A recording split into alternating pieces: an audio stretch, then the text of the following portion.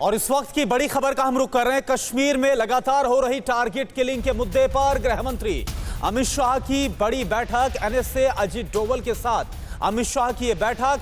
कश्मीर में target killing पर चर्चा संभव है, कल कश्मीर को लेकर होनी है गृह मंत्रालय की बड़ी बैठक। तो आपको यह भी बता दें कि आज ही राजस्थान के रहने वाले एक बैंक मैनेजर की हत्या कुलगांव में की गई आतंकवादियों की तरफ से, और इसकी जिम्मेदारी बाकायदा लेटर जारी करके KFF नाम के आतंकी संगठन की तरफ से ली गई है, कश्मीर फ्रीडम फाइटर्स। और इससे पहले 3 दिन पहले भी कुलगांव में ही एक और टारगेट किलिंग को अंजाम दिया गया था। एक टीचर की गोली मारकर हत्या की गई थी। और इस बीच ये बड़ी खबर कि गृह मंत्री अमित शाह की अहम बैठक, और इसमें एनएसए अजीत डोवल भी उनके साथ मौजूद है। और यह माना जा रहा है कि कश्मीर में टारगेट किलिंग पर भी चर्चा संभव है।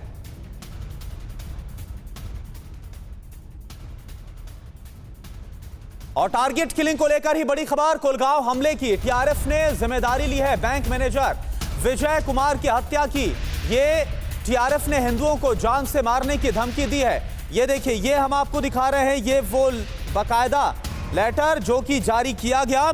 और इसमें आज कुलगांव में बैंक मैनेजर की जो हत्या की गई है, बैंक में घुसकर राजस्थान के रहने वाले थे बैंक मैनेजर जिनका नाम विजय कुमार, उनकी हत्या की जिम्मेदारी टीआरएफ की तरफ से ली गई है इस लेटर को जारी करके।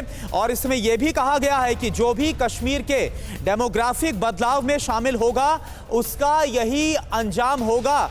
तो इस तरह से जो वार्निंग है, चेतावनी देने की कोशिश की जा रही है।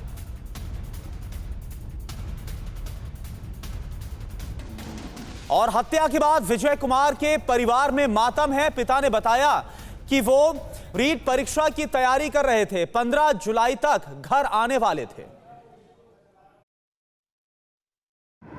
बेटे की बहू STC की हुई थी, अभी पिछली रीट का एग्ज़ाम दिया था, उसमें 122 अंक बने थे। तैयारी शादी के समय वो एग्ज़ाम हुआ था, तैयारी वगैरह हुई नहीं थी। अभी वो इन दोनों ही तैयारी में लगे हुए थे साथ में। और आगे जुलाई में जो डेट है उसमें पेपर देने के लिए आना था उनको। तो प्लानिंग यही थी कि वो 15 जुलाई तक आ जाए यहाँ, फिर 10-15 दिन रहकर जाना था। और चलिए सीधा रुख करते हैं इरफान का। इरफान, अब जो आतंकी संगठन है टीआरएफ, उसका नाम भी सामने आ चुका है जिसने इस पूरी घटना को अंजाम दिया है, इस पूरी वारदात को अंजाम दिया। और साफ लिखा गया है कि डेमोग्राफिक बदलाव में जो भी शामिल होगा उसका यही अंजाम होगा।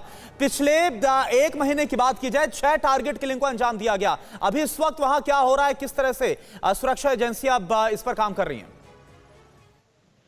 देखिए, बिल्कुल अभी मैं बिल्कुल उसी जगह से आ रहा हूँ, अरे कुलगाम के इलाके से, जहां पर ये वारदात अंजाम दी गई। और इलाके में तनाव है, साफ तौर पर सुरक्षा बढ़ा दी गई है। कोऑर्डिनेट सर्च ऑपरेशन भी कई इलाकों में चल रहे हैं। हालांकि कश्मीर फ्रीडम फाइटर जो ऑफशूट है लश्कर का, जिस तरह टीआरएफ उनका ऑफशूट है, उसने इस हमले की जिम्मेदारी ली है। और डेमोग्राफिक चेंज में जो लोग मुलव्वस है या जो कोई कंट्रीब्यूशन रख रहे हैं, उनको साफ तौर पर धमकी दी गई है कश्मीर फ्रीडम फाइटर्स संगठन के द्वारा। तो कहीं ना कहीं लगातार जो पैटर्न पिछले कई दिनों से एक के बाद एक टारगेट किलिंग जो है लश्कर के ऑफशूट संगठन अंजाम दे रहे हैं, उसके चलते जिस तरह आपने भी कहा कि गृह मंत्री के साथ एक बड़ी बैठक होगी, उसमें 2 मुख्य जो वहां पर वार्तालाप में बातें रहेंगी। इसी पर इरफान, बिल्कुल आप अभी स्पॉट पर पहुंच रहे हो। और इसी बीच इसी पर हमारे साथ आमोद राय जी भी जुड़े हुए हैं। गृह मंत्री की जो बैठक चल रही है एनएसए अजीत डोवल के साथ, आमोद जी आपके पास क्या जानकारी?